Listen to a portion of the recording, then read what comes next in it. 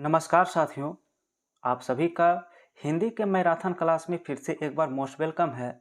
और हिंदी का जो टॉपिक सबसे पहले शुरू हुआ था कल के वीडियो में आप सभी को मिला है वर्ण तथा ध्वनि। ये सबसे पहला चैप्टर आपका होता है हिंदी का।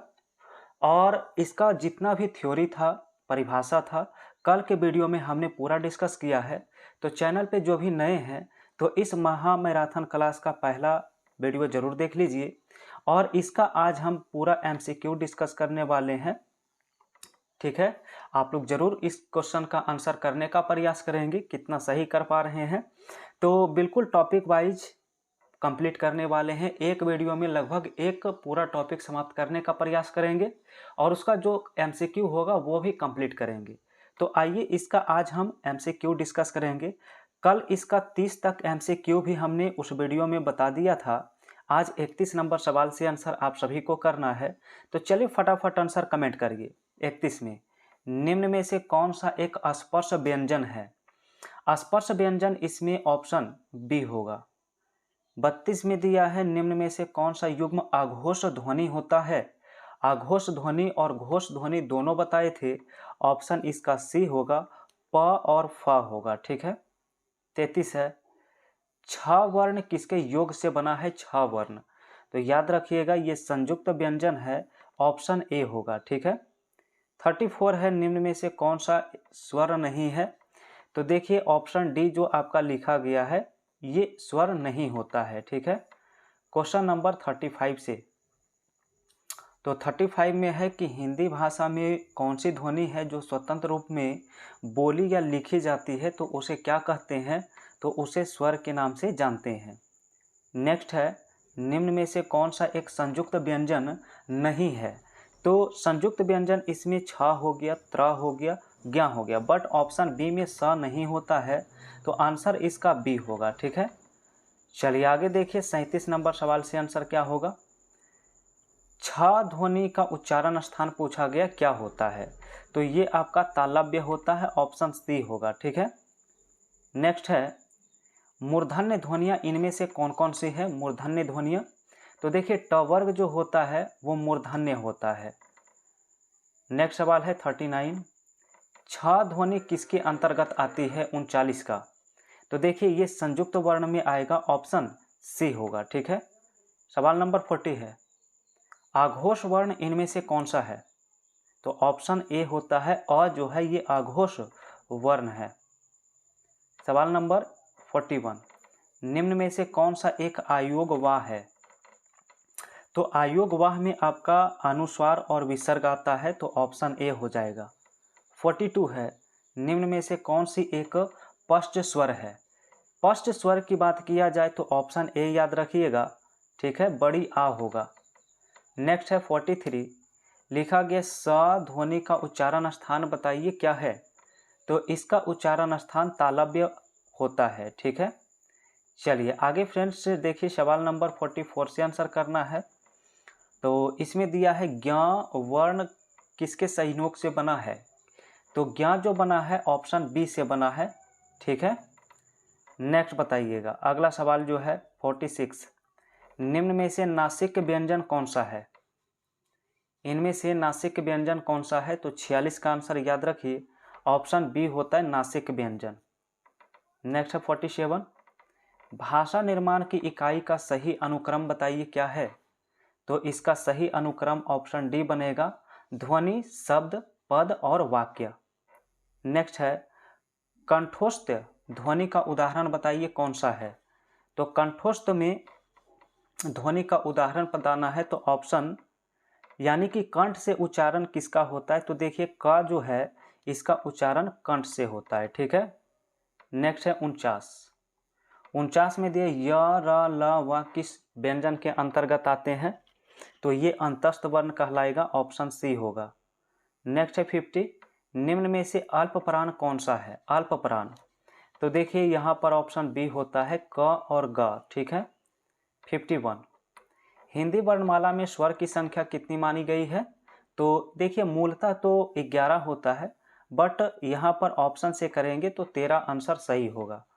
सवाल नंबर 52, कहा गया अनुनासिक व्यंजन कौन कौन से हैं? तो अनुनासिक व्यंजन होता है वर्ग के पंचमाक्षर, अनुनासिक होता है, ठीक है, पांचवा अक्षर। नेक्स्ट है हिंदी वर्णमाला में अ और अह क्या है? तो 53 का आंसर होता है सी, यहाँ पर आयोग वाह होता है, ये अन होगा, ठीक है, अन और अह। 54 नंबर, निम्न में से कौन सा एक स्वर नहीं है? तो देखिए ख जो है ये व्यंजन है, इसलिए डी आंसर इसका राइट होगा। अब यहाँ पर 55 नंबर है, नीचे के ओठ पूरी तरह काट दिया जाए तो किस ध्वनि के उच्चारण में कठिनाई होगी? तो आंसर इसका होगा बी, ठीक है। नेक्स्ट है 56, निम्न में से उच्चारण स्थान के आधार पर कंठ से लेकर मुख में विवर उच्चारित ध्वनि का सही अनुक्रम क्या है? तो फ्रेंड्स इसका आंसर ए होता है कंठ, तालव्य, वर्त से दंत और ओष्ठ, ठीक है। नेक्स्ट क्वेश्चन 57 से करना है और अगला सवाल है कि निम्न में से ट वर्ग में कौन सा नहीं आता है? तो आंसर इसका डी होगा। नेक्स्ट है 58, कहा गया तालव्य व्यंजन इनमें से कौन सा है? तो तालव्य व्यंजन में ऑप्शन ए आएगा। नेक्स्ट है 59, निम्न में से कंठ ध्वनियां कौन कौन सी है? तो कंठ में ऑप्शन ए आएगा क और ख, का वर्ग। नेक्स्ट है तालव्य सा, मूर्धन्य सा, दंत सा, ह कौन से व्यंजन कहलाते हैं?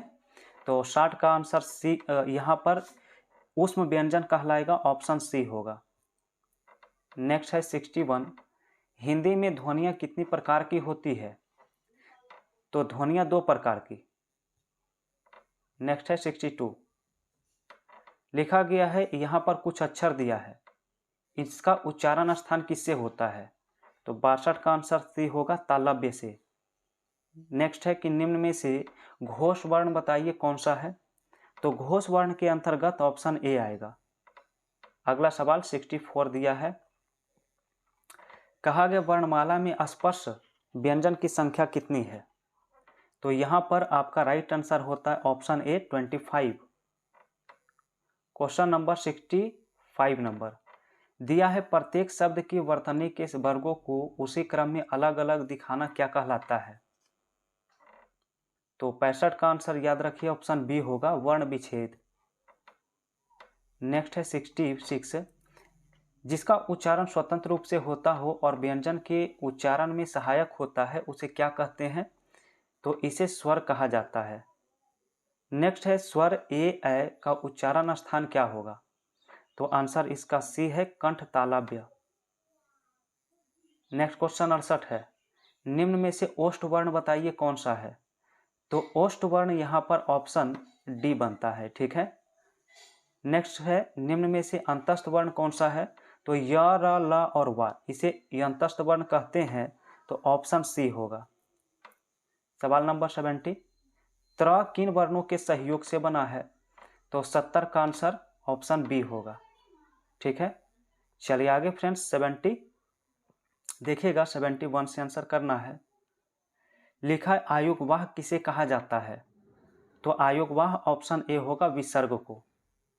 क्वेश्चन 72 है, अनुनासिक व्यंजन कौन से होते हैं? तो होता है वर्ग का पंचमाक्षर।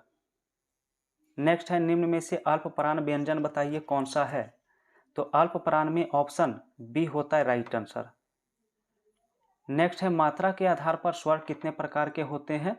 तो स्वर 2 प्रकार के होते हैं, ठीक है। नेक्स्ट देखिए 75, किस स्वर के उच्चारण में दीर्घ स्वर से भी ज़्यादा समय लगता है? तो आंसर इसका होता है पलुत स्वर। नेक्स्ट है च वर्ग ध्वनियाँ किसके अंतर्गत आती है? तो तालव्य, आंसर सी होगा। नेक्स्ट है 77, निम्न में से दीर्घ स्वर बताइए कौन सा है दीर्घ स्वर? तो ऑप्शन बी होगा। नेक्स्ट दिया है भाषा की सार्थक लघुत्तम इकाई किसे माना जाता है? 78 का आंसर करना है, तो फ्रेंड्स ऑप्शन ए करेंगे, शब्द होगा। नेक्स्ट है हिंदी भाषा में हर्ष स्वर की संख्या कितनी है? तो हर्ष स्वर यहाँ पर 4 होता है। नेक्स्ट है पलुत स्वर कौन सा है? तो पलुत स्वर ऑप्शन ए होता है ओम। और नेक्स्ट है स्वर का भेद बताइए किसका है? स्वर किसका भेद है?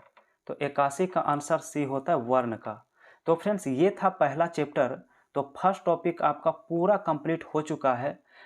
कल के वीडियो में इसका दूसरा टॉपिक शुरू करेंगे और बिल्कुल पूरा थ्योरी होगा और उसके बाद एमसीक्यू भी होगा। आप लोग ज़रूर बताइएगा ये वीडियो आप सभी को कैसा लगा है, और अगर वीडियो पसंद आया होगा तो वीडियो को लाइक करिए, चैनल पर नए हैं तो सब्सक्राइब करके बेल आइकन की घंटी प्रेस करिए। तो मिलते हैं फिर से एक नए चैप्टर में एक नए वीडियो में।